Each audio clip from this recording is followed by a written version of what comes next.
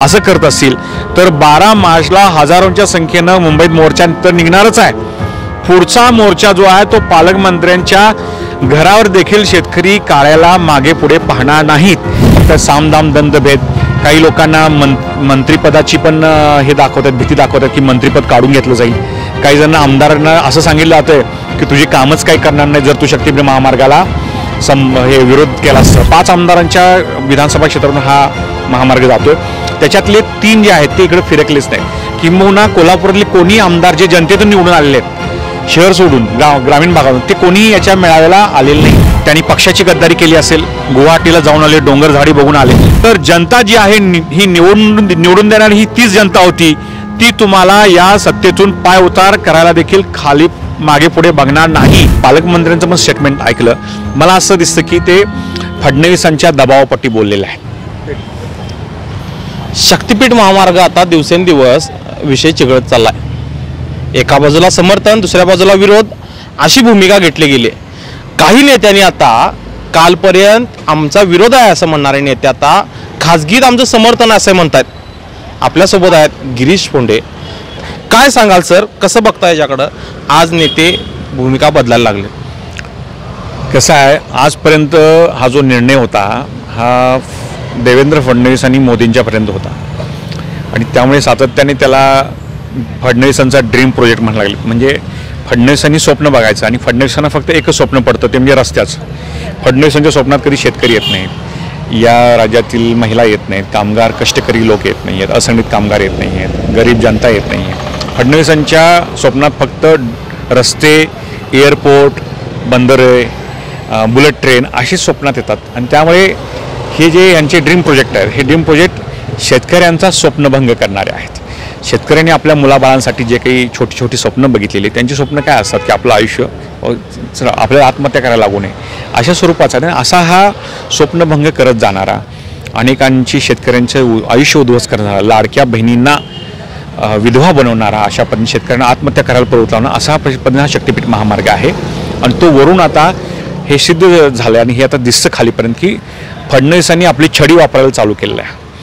फडणवीस हे काय आहेत, हे जरी ह्या 3 पक्ष दिसत असले तर ह्या सगळ्यांचे मिळून फडणवीस एकमेव नेते आहेत। बाकीचे एकनाथ शिंदे आणि अजित पवारांना काही याच्यामध्ये किंमत नाही आहे हे आपल्याला कळतं आणि त्यामुळे आता फडणवीस जे कारण काढून पन्हाळ्याला आले ते फडणवीस ॲक्च्युली इथं शक्तीपीठ महामार्गाच्या जोडण्या करायला आले होते, हे आपण समजून घेतलं पाहिजे। आणि हे सिद्ध झालेलं आहे। हे सिद्ध कशावरून झालेलं आहे?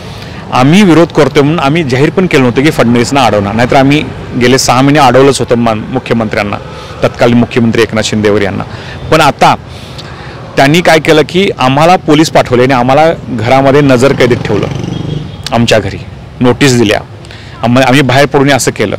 आणि हे जे काही समर्थक म्हणून जे काही एजंट दलाल जे बाहेर पडले आहेत, दौलत जाधव वगैरे असे काही लोक आहेत आणि त्याला ज्यांचा या शेतकऱ्यांशी शक्तीपीठ महामार्गाशी संबंध नाही आहे असे शहरातले आमदार आणि पुन्हा राज्यसभेतील खासदार ज्यांचा पुन्हा जनतेशी काही संबंध नाही आहे आणि ज्यांना खासदार बनण्यासाठी फडणवीसांनी काय काय प्रकार केले होते हे जनतेसमोर आलेले आहेत। तेव्हाच हे जे पक्ष फुटले या खासदारकीच्या लढत। त्यामुळे मला असं म्हणायचं की जे फडणवीसांच्या पर्यंतच वाटा आता हिस्सा जे काही अनेक नेते शेतकरी नेते सांगतात की खऱ्या अर्थाने ह्या 35 कोटीमध्येच प्रोजेक्ट व्हायला पाहिजे होता केंद्राच्या NHAIच्या निकषांप्रमाणे, खर्चाच्या निकषांप्रमाणे। पण याला 86,000 कोटी सांगतात।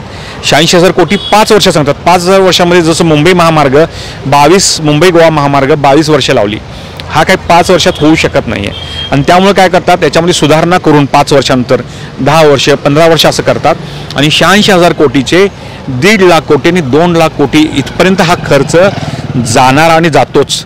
अशा अवस्थेमध्ये हा जो काही मोठा 35 कोटीतला होणारा रस्ता, हा जो काही 1.5 लाख कोटी 2 कोटीचं दाखवत आहेत, याच्यामध्ये या महायुतीच्या मुळात फडणवीस आणि त्यांचे पाठीराखे यांचा हिस्सा होताच। पण आता खाली विरोध मावळण्यासाठी खाली पण काय केलेलं आहे की ह्याच्यातला हिस्सा त्यांनी पाझरायला चालू केलेला आहे, मुरवायला चालू केलेला आहे, हे दिसतं। दोन्हीकडं ते वापरतात सामदाम दंडभेद।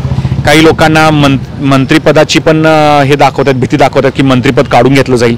काही जण आमदारांना असं सांगितलं जातं की तुझी कामच काही करणार नाही जर तू शक्तीपीठ महामार्गाला हे विरोध केलास तर, अशा पद्धतीने केलं आहे। पण परवाचा जो काही मेळावा झाला तो लोकांना जेवणाचं आमिष दाखवून भाडोत्री लोक आणून अगदी 1% जे शेतकऱ्यांचं पुराखाली जमीन जातीची पिकतच नाही असे शेतकरी आणले गेले आणि कार्यकर्ते असं मिळून काय केला, मेळावा या लोकांनी केला.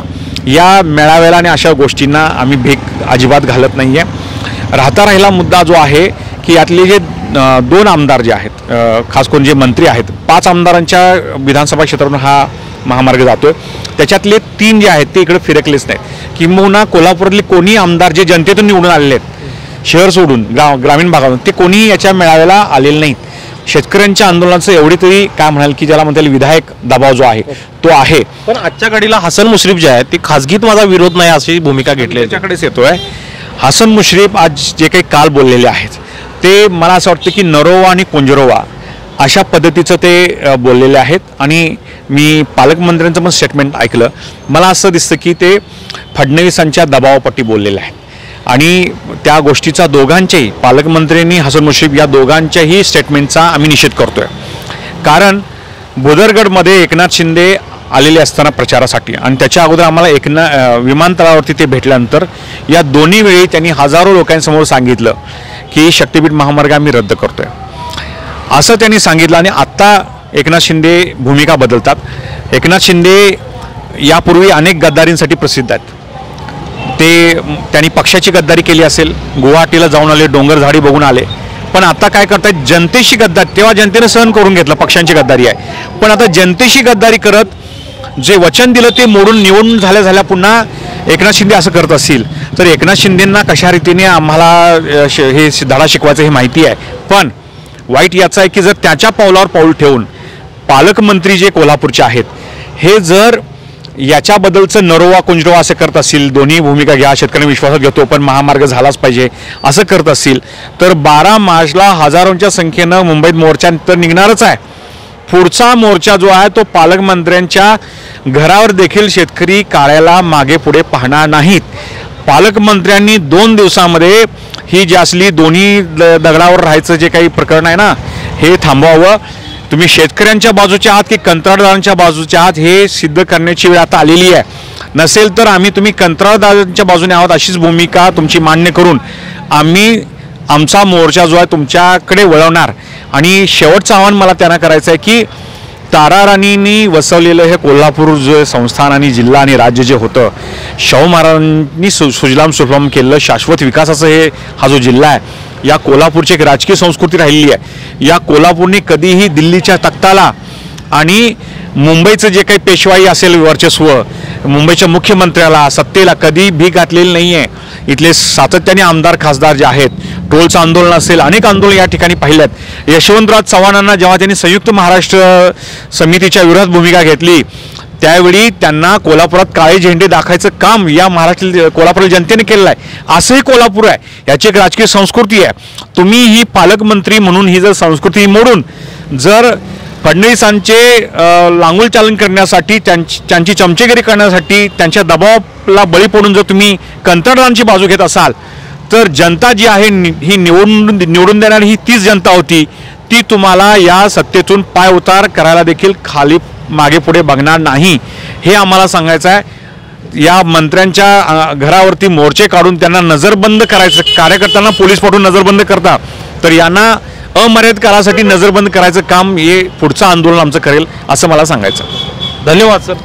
अशाच नवनवीन अपडेट्ससाठी डिजिटल कोल्हापूर चॅनेलला सबस्क्राईब करायला विसरू नका. आमच्या फेसबुक, इन्स्टालाही नक्की फॉलो करा.